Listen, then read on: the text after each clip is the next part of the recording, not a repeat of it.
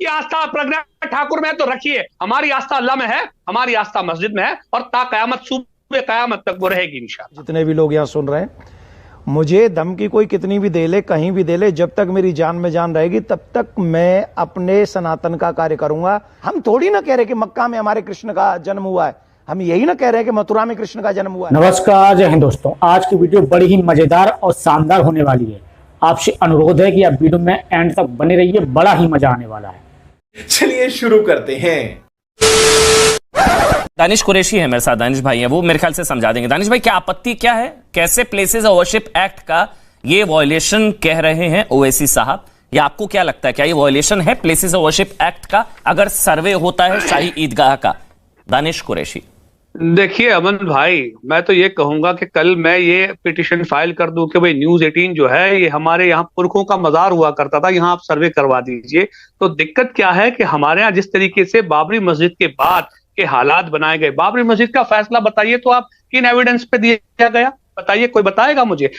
Evidence के beyond fact faith को रखा गया। क्या कहा गया कि भाई यूके एक बहुत बड़े वर्ग की आस्था, क्या वहां मंदिर था? नहीं था। नीचे मूर्तियां प्रकट हुई तो नहीं रखी गई। जिस तरह तोड़ा गया वो गैर कानूनी था। इतना सब कुछ लिखने के बाद भी ऑपरेटिव पार्टी ये कहता है कि भाई यूके एक बहुत बड़े वर्ग की आस्था है, इसलिए आप ये उनको दे दीजिए और उसके बदले आप दे दीजिए। अरे बदले में किसी ने कुछ मांगा ही नहीं था। तो दिक्कत यहां यह है कि सबसे बड़ा प्रॉब्लम तो वहां से ही शुरू हो रहा है कि जब फेथ के आधार पर हमारे टॉप कोर्ट ने, हमारे फेडरल कोर्ट ने इस तरीके के फैसले सुनाए, उसके बाद ही तो ये सारा मामला नीचे चल रहा है। आप क्या समझते हैं इससे देश में सौहार्द बढ़ेगा? नहीं बढ़ेगा। दिक्कत यह है कि जो परिस्थितियां हैं उन परिस्थितियों को हैंडल करने के बजाय प्लेसेस ऑफ वर्शिप एक्ट के जो लॉज थे उसके अंदर में बिल्कुल साफ तौर पे कहा गया था कि आजादी के बाद 1947 की रात से जिनके पास जो स्थिति है धार्मिक स्थानों की, वही स्थिति रखी जाएगी। अब आप ये कह रहे हैं कि भाई जो स्थिति 1968 में हुई थी या 47 में थी वो स्थिति बराबर नहीं थी। तो आप मुझे ये बताइए 70-75 साल के बाद में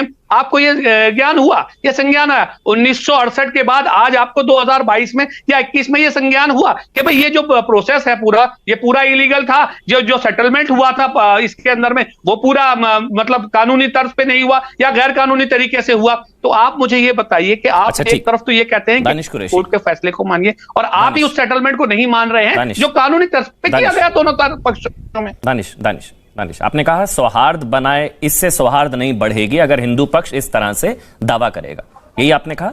ये सौहार्द के लिए ठीक नहीं होगा किसी का भी, बिल्कुल ठीक है। अच्छा ठीक है, मैं एक सवाल पूछता हूं आपसे। अच्छा एक मिनट, मैं सवाल पूछता हूं। आपकी आस्था होगी मक्का मदीना में? बिल्कुल है। हाँ। अगर कोई आपको कहे कि सौहार्द बनाए रखने के लिए उस पर दावा छोड़ दीजिए, छोड़ देंगे? ये बड़ी अच्छी बात कही आप। देखिए सुनिए मेरी बात, आप हिंदुस्तान में रहते हैं, मैं हिंदुस्तान में रहता हूं, मेरी आस्था मदीने में है, मक्का में है, ये मेरा तो फिर अगर कृष्ण भक्तों मैं इंडिया में सुन दो, अरे अगर कृष्ण भक्तों की, दानिश भाई बिल्कुल, अब एक समझे, अब आप फर्क को समझे।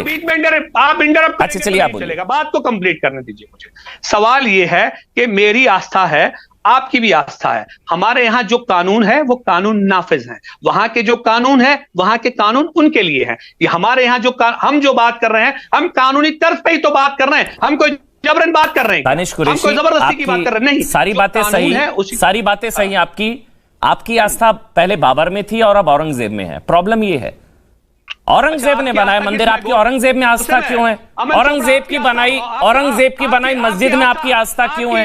कान्हा में होनी चाहिए आपकी। बाबर का घर है, सुनिए अमन चोपड़ा, मस्जिद अल्लाह का घर है, किसने बनाई उससे आप अरे क्यों भाई, वो कृष्ण जन्म स्थान अगर कहा जा रहा है, एक मिनट, आपको अगर वो कृष्ण जन्म स्थान कहा जा रहा है, आपकी आस्था प्रज्ञा ठाकुर में तो रखिए, हमारी आस्था अल्लाह में है, हमारी आस्था मस्जिद में है, और ता कयामत सुबह कयामत तक वो रहेगी इंशाअल्लाह। चलिए ठीक है, देवकीनंदन ठाकुर जी, मैं आपके पास आ रहा हूं। बस मैं यही समझा रहा था दानिश भाई, वो एक जिस तरह जी वो जिस तरह से बाकी मस्जिद है वो एक दूसरी मस्जिद है, लेकिन वो हिंदुओं के लिए श्री कृष्ण जन्म स्थान है। अगर सौहार्द के लिए अब आप बीच में मत बोलिए, मैं आपके बीच में नहीं बोलता ना दानिश। अरे अब रुक जाइए, अब आप रुक जाइए दानिश भाई, आपने अपनी बात रखी।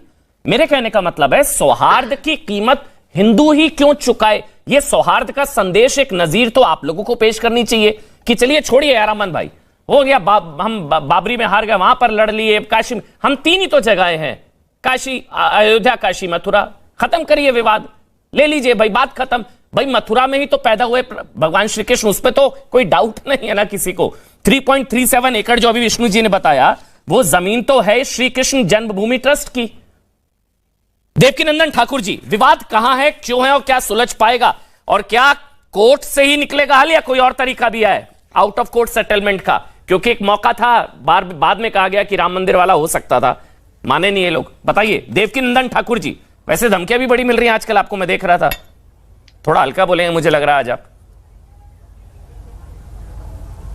नहीं, मैं क्यों हल्का बोलूंगा? सनातन की बात होगी, धर्म की बात होगी, अपने भारत की बात होगी, भारत की संप्रभुता की बात होगी। मैं कभी इन धमकी वमकियों से मैं डरने वाला नहीं हूं। क्या बात है सर, क्या बात है सर। ये जो धमकियां, अमन जी आप इतना अच्छा प्रोग्राम चला रहे हैं, आपको बहुत बहुत साधुवाद। और कितने प्यार से आप बात रख रहे हैं, सभी लोगों ने रखा, सबको मेरा प्यार भरा राधे राधे, जितने भी लोग यहाँ सुन रहे हैं। मुझे धमकी कोई कितनी भी दे ले, कहीं भी दे ले, जब तक मेरी जान में जान रहेगी तब तक मैं अपने सनातन का कार्य करूंगा, अपने सनातनियों का कार्य करूंगा। 4 वेद 6 पुराण, 4 वेद 6 शास्त्र 18 पुराण हमें ये बताते हैं कि मथुरा में कृष्ण थे, अयोध्या में राम थे, काशी में महादेव थे। इन तीनों जगह पर हम सनातनियों की, जो 110 करोड़ सनातनी पूरे वर्ल्ड वाइज कहीं भी रहते, जिसमें से 105 107 तो यहीं रहते अपने देश में ही, तो इन सब सनातनियों की आस्था मथुरा में श्री कृष्ण जन्मभूमि में है। और मैं जहां तक मानता हूं, जो फॉरेनर्स भी हैं, जो सबसे ज्यादा कृष्ण को फॉलो करते हैं, इवन उनको भी मालूम है कि मथुरा में भगवान श्री कृष्ण का प्राकट्य है। वहां कारागार है, वहां पर वसुदेव जी देवकी मैया को अरेस्ट किया गया था और कंस ने उनको वहां रखा था। भगवान श्री कृष्ण से पहले बच्चों को उस कारागृह की दीवारों पर ही समाप्त किया गया था। 6 बच्चों को जन्म लेते ही मार दिया गया था। हम सबकी आस्था मथुरा में है, कृष्ण जन्मभूमि में है। मुझे नहीं लगता कि इनको सिर्फ प्रे करना है। और जो 13 एकड़ प्लस जो पॉइंट जमीन है, वो जमीन आज भी मथुरा कृष्ण जन्मभूमि ट्रस्ट के अंडर ही है। yes. उसमें जहां भी हमारे मुसलमान भाई लोग रहते हैं जिन कमरों में, उनका किराया भी, उनका टैक्स भी मथुरा जन्मभूमि कृष्ण ट्रस्ट जो है वही दे रहा है, आज भी दे रहा है। भाईचारे का तो सबसे प्यारा उदाहरण है कि रह रहे हैं वहां मुसलमान भाई, और उसका जो टैक्स है, उसका जो किराया है, वो भर रही है मथुरा कृष्ण जन्मभूमि ट्रस्ट, आज भी भर रही है। तो यहाँ मालिकाना हक की तो कोई प्रॉब्लम है ही नहीं। जब टैक्स हम भर रहे हैं, बिजली का बिल हम भर रहे हैं, सब हम भर रहे हैं, वो रह रहे हैं वहां पर। और सर्वे की बात जो हमारे कोर्ट ने कही है, तो सर्वे तो होना, तो मैं तो कह रहा हूं बिल्कुल मत होने दीजिए। भाई लोग, ये जो हमारे भाई साहब बैठे हैं, ये कहें कि हम लोग अपना हिंदू और मुसलमान भाई लोग भाईचारा निभाएंगे, हम अपना वहां से निकल जाते हैं, हमें नमाज पढ़नी है, हम कहीं भी पढ़ लेंगे, निभाएं भाईचारा, हम इनके साथ हैं। ये पूछिए इनको, ये इस भाईचारे को निभाएं, कोई भी टीवी पर डिबेट ही नहीं होगी, बल्कि इनकी वाहवाही पूरे वर्ल्ड वाइज होगी। हम थोड़ी ना कह रहे कि मक्का में हमारे कृष्ण का जन्म हुआ है, हम यही ना कह रहे कि मथुरा में कृष्ण का जन्म हुआ है। अब जन्मभूमि कैसे बदल देंगे, प्लेस ऑफ बर्थ कैसे इनकी बदली जा सकती है क्या? खत्म।